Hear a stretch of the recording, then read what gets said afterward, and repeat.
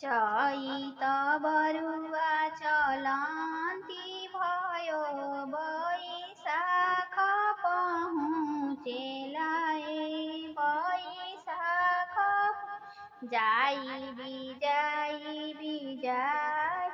घरे जहाँ पापन पापा हो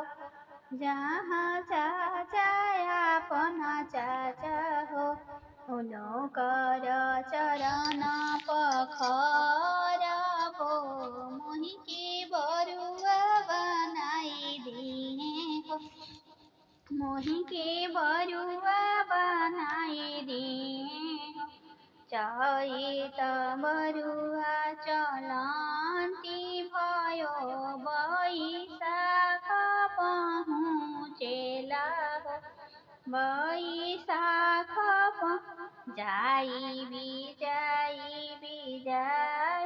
घरे जहाँ मम्मी आपन मम्मी हो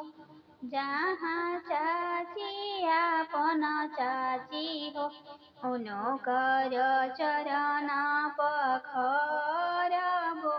मोहि मोती भिक्षा दिहना मोहि मोती भिक्षा दिहना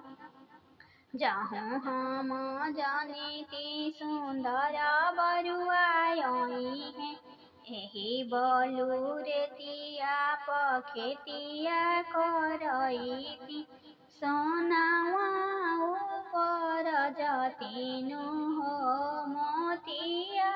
ऊपर जतिनु हो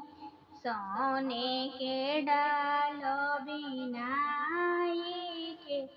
ए मोतिया भिक्षा देती